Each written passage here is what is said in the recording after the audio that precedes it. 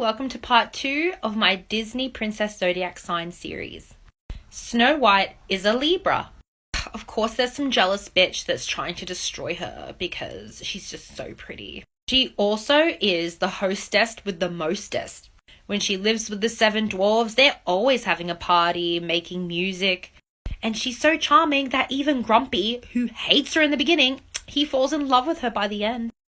Pocahontas is a Scorpio. Pocahontas loves to take risks.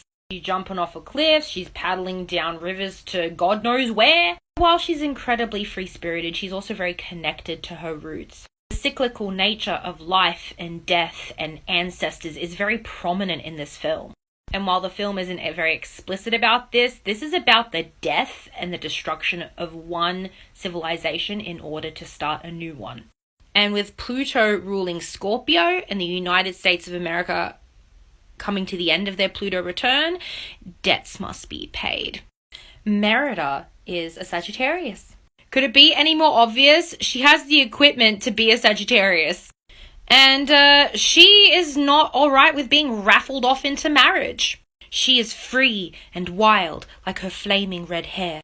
But just like most Sagittarians, she makes a big mistake and she has to go on this long journey in order to correct it and to see the light. And it is through journeys that one can spiritually and intellectually expand. And that's exactly what Sagittarius is about. Elsa is a Capricorn. Here's the thing with Elsa. She's sensitive, but she's not emotional.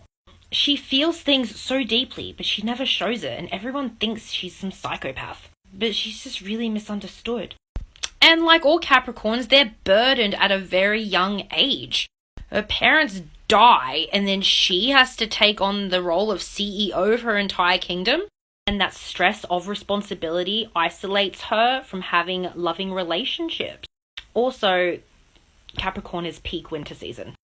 Belle is an Aquarius. She is a nerd. She's incredibly intellectual. She loves to read books, and the entire town thinks she's crazy. She's strange. She's odd. And of course, an Aquarius doesn't have a specific taste in men, and she falls in love with the ugliest of them all. And she seems to really enjoy being isolated up there in the mountain in that castle with that huge library. And Ariel is a Pisces.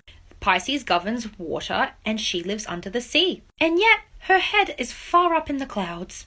Of course, she falls in love with someone that she shouldn't be with.